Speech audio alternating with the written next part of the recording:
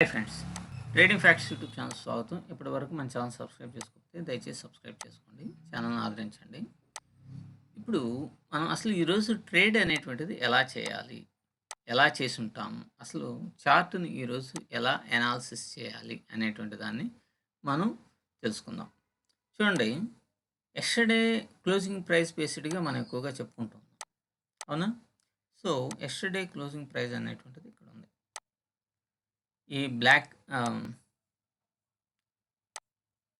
Black లైనే yesterday closing price, అవునా? ఇక్కడ నుంచి ఈరోజు ఓపెన్ ప్రైస్ దగ్గరికి వెళ్దాం. ఓపెన్ ప్రైస్ దగ్గరికి వెళ్తే దాదాపుగా 334 పాయింట్లు, 334 పాయింట్స్ మూవ్ అనేటువంటిది అయింది. మరి ఇన్ని పాయింట్స్ మూవ్ అయినాక ఇక్కడి నుంచి ఇంకా పైకి వెళ్తుందా? ఎంత ఇదన్నా సరే దీని కెపాసిటీ అనేటువంటిది 360 పాయింట్ల వరకు ఉంటుంది. ఆ తర్వాత పెద్ద మూవ్ అనేటువంటిది ఉండదు. సో మనం ఇంత పెద్ద గ్యాప్ అప్ అయినప్పుడు, నేనైతే ఇంత పెద్ద గ్యాప్ అప్ అయితే ఖచ్చితంగా సెల్లింగ్ ప్లాన్ అనేటువంటిది చేసుకోవాలి, కానీ బయింగ్ ప్లాన్ అనేటువంటిది అంత ఆశాజనకంగా ఉండదు. కానీ ఏడదాకా పడిపోయిన తర్వాత ఇక్కడ సెల్ చేయటం, చూడండి ఇక్కడ దాకా వచ్చింది కాబట్టి ఇక్కడ సెల్ చేయటం, ఇటువంటి పనులు చేయకూడదు. ఎందుకంటే ఈ గ్యాప్ అనేటువంటిది ఫిల్ చేయడానికి ఈ ప్రైస్ ఇక్కడ వస్తుంది అని. కానీ కొద్దిగా గ్యాప్ అప్ అయితే అట్లా రావడానికి పాసిబిలిటీ ఉంటుంది, కానీ ఇంత పెద్ద గ్యాప్ అప్ అయింది అంటే న్యూస్ బేస్డ్ ఏదో ఒకటి అనేటువంటిది ఉంటుంది. ఒక పాయింట్. రెండో పాయింట్, మన సెల్ సైడ్ ఎందుకు ఉండాలి అని అంటే, ఎస్టర్డే కానీ అంతకుముందు నుంచి కానీ చాలామంది పీఈ పొజిషన్స్ లేదంటే సిఈల్ని సెల్ చేసిన పొజిషన్స్ చాలా అంటే చాలా ఎక్కువగా ఉంటాయి. వీళ్ళు ఏం చేస్తుంటారంటే తమకి అనుకూలంగా లేనప్పుడు మార్కెట్లో అడ్జస్ట్మెంట్స్ అనేటువంటిది చేస్తూ ఉంటారు. ఈ అడ్జస్ట్మెంట్స్ చేయడం ద్వారా వాళ్ళకి ఇంత పెద్ద గ్యాప్ అప్ అయ్యేటప్పుడు సహజంగానే వాళ్ళ పొజిషన్స్ తలకిందులు అయిపోతాయి. కాబట్టి వాళ్ళు ఈ లాసుల్ని కానీ బుక్ చేసుకోవటానికి ఎక్కువగా ప్రయత్నం అనేటువంటిది చేస్తారు. తర్వాత ఇదే మూడో పాయింట్, వీటిని బై చేసినటువంటి వాళ్ళు ఉంటారు. ఎస్టర్డే సీఈల్ని బై చేసినటువంటి వాళ్ళు ఉంటారు. వీళ్ళు ఇంత పెద్ద హ్యూజ్ ప్రాఫిట్ వచ్చిన తర్వాత ఇది ఖచ్చితంగా ఆ ప్రాఫిట్స్ని బుక్ చేసి, అంటే చాలా మంచి ప్రాఫిట్ కదా, సో ఆ ప్రాఫిట్ని బుక్ చేసుకోవడానికి వాళ్ళు కొంత మూవ్ అయిన తర్వాత అక్కడి నుంచి వాళ్ళు సెల్ చేసేటువంటి అవకాశం ఉంటుంది.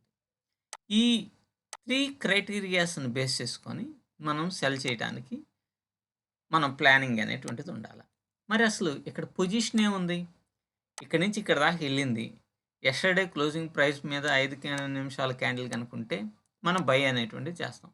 ఇక్కడ ఉందా? ప్రైస్ లేదుగా, హ్యూజ్ ప్రైస్ గ్యాప్ అప్ అయింది. సో మనం ఇప్పుడు ఏం చేస్తామంటే ప్రీవియస్గా ఈ లెవెల్కి దగ్గరలో ఏ క్యాండిల్స్ ఉన్నాయో చూసుకోవాలి. చూడండి, ప్రీవియస్కి ఇక్కడ ఒక గ్యాప్ అనేటువంటిది ఉంది. ఎప్పటికైనా గ్యాప్స్ అనేటువంటివి ఇది గ్యాప్ని రెడ్ క్యాండిల్లో పెడుతున్నాను. సో ఇక్కడ ఉన్నటువంటి గ్యాప్, ఇక్కడ ఈ గ్యాప్ అనేటువంటి దాన్ని ఫిల్ చేసిన తర్వాత, అంటే ఇక్కడ రెసిస్టెన్స్ అనేటువంటిది ఉన్నదిగా, మనకి స్పష్టంగా కానొస్తూ ఉంది కదా. కాబట్టి ఇక్కడ ఒక 2, అంటే సహజంగా ఇక్కడ ఏదో ఒక రెసిస్టెన్స్ అనేటువంటిది తీసుకొని మనం అక్కడి నుంచి కూడా సెల్లింగ్ అనేది చేయొచ్చు.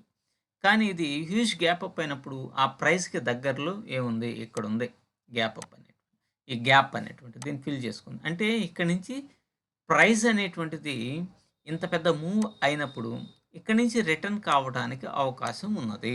It is fact. సో మనం ఇక్కడ 2 లైన్స్ తీసుకుని మామూలుగా యాజ్ ఇట్ ఈస్గా మరలా ఒక 5 మినిట్స్కి వచ్చాం. చూడండి, ఈరోజు మార్నింగ్ ఓపెన్ ప్రైస్ ఇదే కదా, ఓపెన్ ప్రైస్ ఇది. ప్రీవియస్గా ఉన్నటువంటి గ్యాప్స్ ఫిల్ చేసినటువంటి రెసిస్టెన్స్లు ఇవి. కాబట్టి ఇక్కడ మనకి ఏదైనా సరే ఒక బేరిష్ క్యాండిల్ కనుక పడితే ఇక్కడి నుంచి సెల్ చేసి కేవలం దీన్ని మాత్రమే ఫస్ట్ టార్గెట్‌గా కన్సిడర్ చేస్తాం. First target 1. తర్వాత ఇక్కడి వరకు ఇది టార్గెట్ 2 అవుతుంది. ఇంతవరకే. ఇంత హ్యూజ్ గ్యాప్ గనక లేకుండా కొద్ది గ్యాప్ గనుకుంటే అది కింద ఆ గ్యాప్‌ని కూడా ఫిల్ చేయడానికి అవకాశం ఉంటుంది. ఇది ఏదో న్యూస్ బేస్డ్‌గా ఉంది కాబట్టి దీని వరకు ఇది.